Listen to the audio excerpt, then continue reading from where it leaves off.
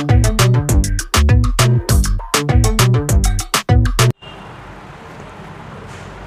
दोस्तों, इससे पहले की जो वीडियो में हमने आपको समझाया, यानी केमिस्ट्री में समझा रहे हैं, कक्षा 10 यूपी बोर्ड विज्ञान, ठीक। केमिस्ट्री में पार्ट नंबर 1 रासायनिक समीकरण और अभिक्रियाएं। तो मैं कुछ अभिक्रियाएं समझा रहा था आपको, जो कि परीक्षाओं में हर बार आता है कि उसकी परिभाषा दीजिए उदाहरण सहित। तो आज हमारा नंबर 5वां है। इससे पहले की जो 4 अभिक्रियाएं वो मैंने पहले की वीडियो में बना रखी है, समझा रखी हैं। तो उसे देखने के लिए नीचे लिंक है, आप वहाँ से देख सकते हैं। और NCERT मैथ्स का सॉल्यूशन भी आप हमारे चैनल पर से देख सकते हैं, उसकी भी लिंक नीचे है, ठीक है। तो देखिए, पहली जो अभिक्रिया है वो है द्विविस्थापन अभिक्रिया। आज की पहली द्विविस्थापन, या फिर दूसरे नाम इसको आ सकता है उभय अपघटन। द्विविस्थापन के नाम से आए या फिर उभय अपघटन के नाम से आए। द्विविस्थापन, द्वि का मतलब होता है 2 और विस्थापन का मतलब है हटना। ऐसे जब 2 तत्व आपस में अपना स्थान परिवर्तित कर लें, यानी एक तत्व दूसरे की जगह चला जाए और दूसरा तत्व पहले की जगह आ जाए, और जो पहले वाला था वो दूसरे की जगह पहुंच जाए, ठीक। यानी आपस में इंटरचेंज कर लें, अपने स्थान बदल लें, उसको कहते हैं द्विविस्थापन अभिक्रिया या फिर उभय अपघटन अभिक्रिया।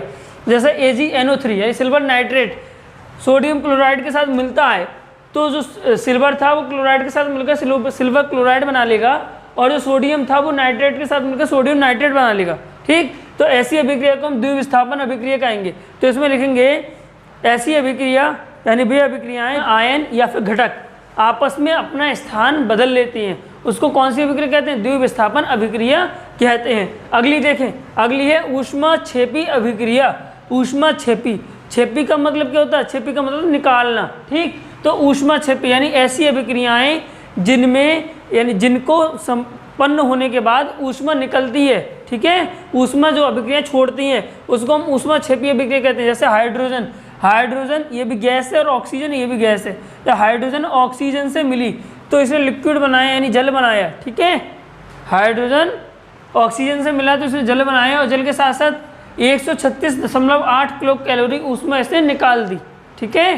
तो जब ऊष्मा निकालेगा तो ये कौन सी अभिक्रिया होगी? ऊष्माक्षेपी अभिक्रिया कहलाती है, ठीक है। अगली अभिक्रिया देखें, ऊष्मा शोषी अभिक्रिया, यानी ऐसी अभिक्रियाएं जिसमें ऊष्मा शोषित होती है, यानी ग्रहण होती है, यानी ऊष्मा देने के बाद वो अभिक्रिया काम में करे, उसको क्या कहते हैं? ऊष्मा शोषी अभिक्रिया। जैसे कार्बन जल के साथ मिला और इसको हमने 131.4 किलो जूल ऊष्मा हमने दी, तो तब जाकर इसने क्या बनाया? कार्बन मोनोऑक्साइड और हाइड्रोजन निकाला, ठीक है। कार्बन मोनोऑक्साइड और हाइड्रोजन निकाला, यानी ऐसी अभिक्रियाएं जिसमें ऊष्मा शोषित ग्रहण करती हैं, ऐसी अभिक्रियाएं ऊष्मा को उन्हें ऊष्मा शोषी कहती हैं, और जहाँ निकलती है उसे ऊष्माक्षेपी कहती हैं, और जहाँ दोनों तत्व आपस में स्थान पर परिवर्तित करना उसे द्विविस्थापन अभिक्रिया कहते हैं। ये सब इसके एग्जाम्पल हैं, ठीक। आगे की अभिक्रिया देखेंगे, पहले इतना देखें, इन सब के एग्जाम्पल जो उतार लें कॉपी में।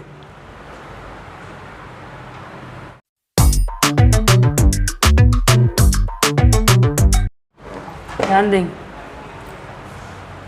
तो अब हम देखेंगे आगे की अभिक्रियाएं, और ये जो आगे की 3 अभिक्रियाएं ये मोस्ट इंपॉर्टेंट है पेपर में।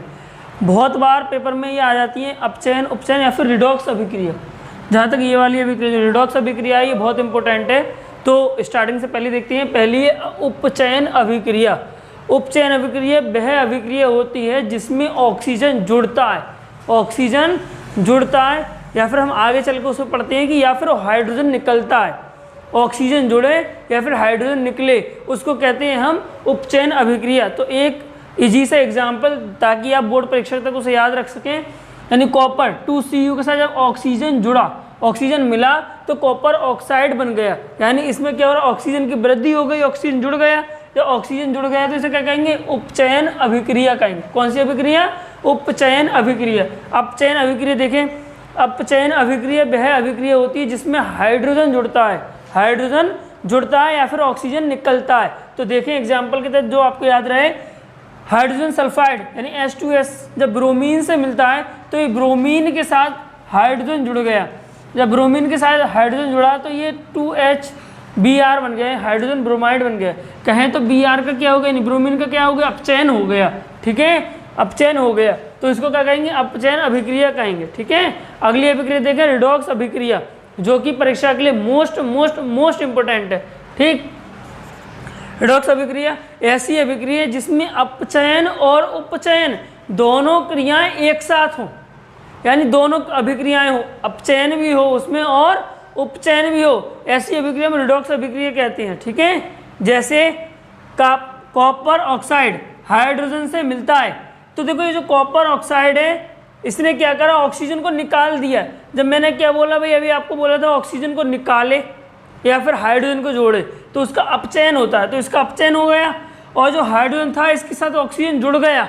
जब ऑक्सीजन जुड़ता है तो उसको क्या कहते हैं, उसको उपचयन कहते हैं, तो ये उपचयन हो गई। यानी इस वाली अभिक्रिया में देखो अपचयन और उपचयन दोनों अभिक्रियाएं एक साथ हो गई, अर्थात ये अभिक्रिया कैसी होगी, रिडॉक्स अभिक्रिया कहलाएगी। ठीक है, उम्मीद करता हूँ आज जो हमने 6 अभिक्रियाएं आपको पढ़ाई और 4 जो पहले पढ़ाई, कुल मिलाकर के 10 अभिक्रियाएं हो चुकी हैं और ये 10 की 10 अभिक्रियाएं मोस्ट इंपॉर्टेंट है परीक्षा के लिए। सही है, कोई सी भी अभिक्रिया जरूर आती है पेपर में।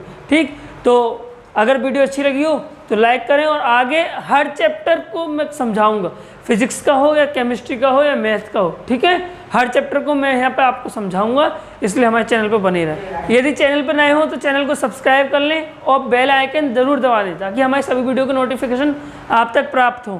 और इस चैनल को अपने फ्रेंड्स में ज़रूर शेयर करें ताकि उनको भी इस वीडियो का या इस चैनल का लाभ मिल सके। ठीक है, थैंक यू।